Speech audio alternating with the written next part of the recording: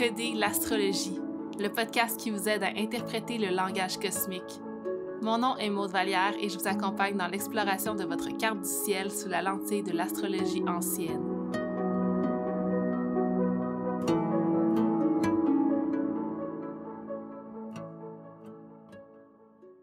Bonjour tout le monde et bienvenue à un nouvel épisode de Décoder l'astrologie. Aujourd'hui, j'ai eu l'envie spontanée d'offrir un mini-épisode sur une introduction aux nœuds lunaires et aux éclipses en astrologie. Vous le savez, en ce moment, on est en pleine saison des éclipses. Le 20 avril dernier, on a vécu une éclipse solaire en Bélier. Et le 5 mai prochain, on va vivre une éclipse lunaire en Scorpion. Mais comme vous le savez peut-être, quand on commence une nouvelle saison des éclipses, c'est comme si on commençait un nouveau chapitre dans le livre de notre vie. Puis ça signifie que les éléments déclencheurs, le punchline ne va pas nécessairement se présenter dans les premières lignes. Il faut laisser le temps à l'histoire de se déployer devant nos yeux et faire preuve de patience. Les éclipses, c'est des moments de grande intensité, de revirement à 180 degrés. C'est des moments où est-ce qu'on vit des transformations majeures, des débuts, des fins, des naissances, des morts. C'est une période où tout peut être un peu chaotique autour de nous. Je sais pas pour vous, mais en ce moment, j'entends des échos dans la vie de plusieurs personnes qu'il y a des grandes transformations, des grands événements, puis ça peut être autant des choses qui sont favorables que défavorables. Les éclipses se passent toujours sur l'axe de deux signes opposés. Et en ce moment, au printemps 2023, on est en train de changer de cycle. On termine un cycle, on ferme un chapitre dans le secteur taureau-scorpion de notre carte du ciel. Donc, que ce soit les maisons, les planètes qu'on a à ces endroits-là, les aspects qui sont formés avec ces endroits-là dans notre carte du ciel, on est en train de fermer ce chapitre. Et on entame un nouveau cycle, un nouveau chapitre dans l'axe Bélier-Balance. Donc, le 20 avril dernier, le 20 avril 2023, on a vécu un nouveau départ dans le secteur du Bélier et du Cancer dans notre carte du ciel. Vous allez me demander pourquoi le Cancer. C'est parce que le Bélier est gouverné par Mars et que Mars traverse présentement le signe du Cancer. Mars en Cancer, c'est Mars qui est dans sa position de chute. C'est un espace dans lequel il n'est pas nécessairement confortable. Donc, c'est comme en ce moment si on ramait un peu à contre-courant dans ce secteur-là de notre vie, dans le secteur du Cancer.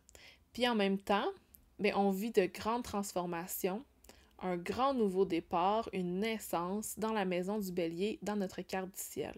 Puis ce qui est intéressant, c'est que dans la perspective de l'astrologie traditionnelle, les nœuds lunaires, le nœud nord et le nœud sud, étaient associés chacun à des énergies opposées, deux pôles qui se font face l'un à l'autre.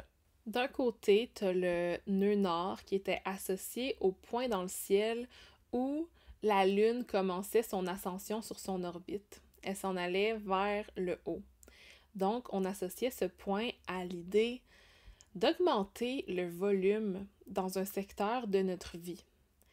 Le point du nœud nord était également associé à Rahu, la tête du dragon qui avait une soif insatiable en astrologie védique. Donc, il y a beaucoup de significations entourant cette histoire-là, puis ça fait que le nœud nord va vraiment être un endroit d'amplification dans notre carte du ciel. Donc, autant en sa position natale que en transit, comme les éclipses qu'on vit en ce moment. Le nœud sud, lui, est le point sur l'orbite de la Lune où elle entame sa descente vers le bas, descente vers les profondeurs spirituelles. Le nœud sud était également associé à Ketu, la queue du dragon. Je vous raconte le mythe, l'histoire derrière tout ça dans mon atelier sur les éclipses qui va avoir lieu mercredi. Mais je trouve ça vraiment intéressant de le voir de cette façon-là. Pour moi, les nœuds lunaires, c'est un pôle égal. Il n'y en a pas un qui est meilleur que l'autre, en fait. En transit, le nœud nord va venir nous montrer le secteur de notre vie dans lequel le volume va être augmenté. L'activité va être amplifiée. Ça va être une sphère de focus pendant une période. Au contraire, le nœud sud, lui, va nous montrer le secteur de notre vie que l'activité va être diminuée. Le volume va être baissé, puis ça va être moins une sphère de focus pendant une période. Donc, c'est assez simple. Donc ça, c'est un concept que j'avais envie de vous partager parce que ça nous aide à mieux comprendre les transits des nœuds lunaires. Tu sais, si on regarde en ce moment, si on regarde en 2023, on va avoir 4 éclipses. Puis ces 4 éclipses-là vont chacune avoir leur propre saveur. Il y en a 2 sur les 4 que ça va être des débuts de chapitre, puis les 2 autres, ça va être des fins de chapitre. Il y en a 2 sur les 4 que ça va être une augmentation dans un secteur de notre vie, et il y en a 2 autres que ça va être une diminution. Tout intermélangé. C'est super intéressant. Puis à ce moment-là, on va aller voir la maison dans notre carte du ciel qui va être touchée par ces 4 éclipses-là. Ça va être des maisons différentes, évidemment, 4 maisons différentes. Et ensuite, on peut aussi aller encore plus en profondeur et voir, OK, mais quelle planète vient gouverner cette maison-là? Donc, je vous donne l'exemple de l'éclipse qu'on vient de vivre, qui était une éclipse solaire en Bélier. Le Bélier est gouverné par la planète Mars.